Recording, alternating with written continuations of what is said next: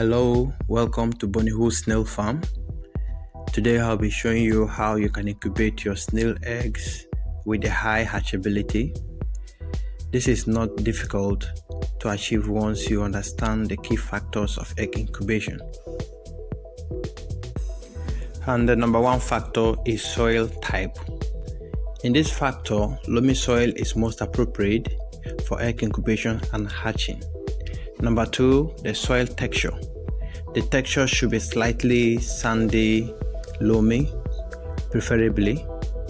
In this way, you are bound to have more results.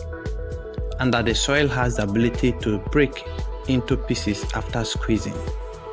And you should be able to feel its moisture content while squeezing the soil. Thirdly, and the last factor in success in egg incubation of the soil is the moisture content. And the moisture content should be around 80 to 90%. This is preferably appropriate for egg hatching.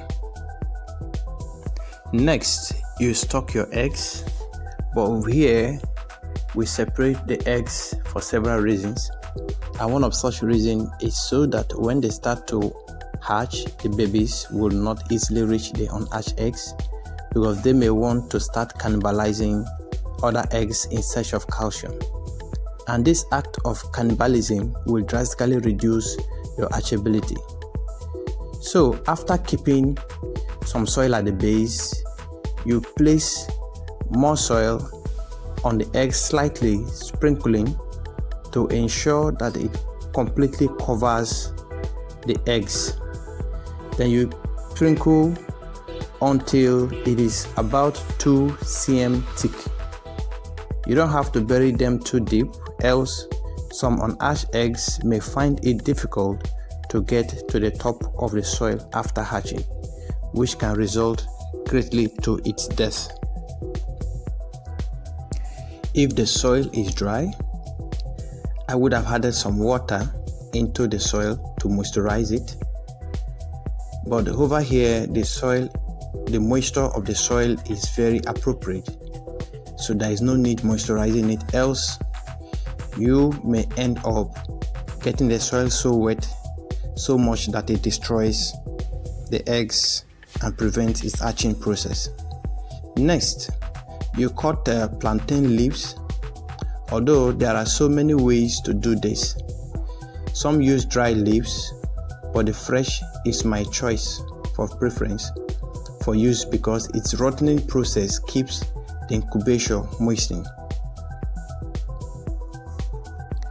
So many farmers use different materials for this same purpose. Like here we're using plantain leaves.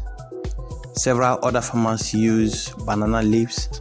Like in our farm now, we are currently having our experiments using piece of cloth, using sack bags, and using other materials for this same purpose. You can as well choose to scatter these leaves or leave them whole depending on your choice, as long as the soil is properly covered, which is the key factor. But preferably, we prefer to perforate the leaves so that when we sprinkle water, the droplets can easily fall through the soil and then helps to moisten the overall incubation. Making sure the soil is properly covered is a must tip. Ensuring to perforate the lid and the base of the incubator could as well be useful and allow some ventilation into the incubation, and also helps to drain water. So after adding the mulching materials into the incubator, you have to sprinkle water either on the leaves or on the soil, depending if the soil is dry or wet. If it is dry, you must have to sprinkle enough water, and if it is not, you have to sprinkle slightly on the leaves to maintain the content. Monitor the soils and ensure at least daily.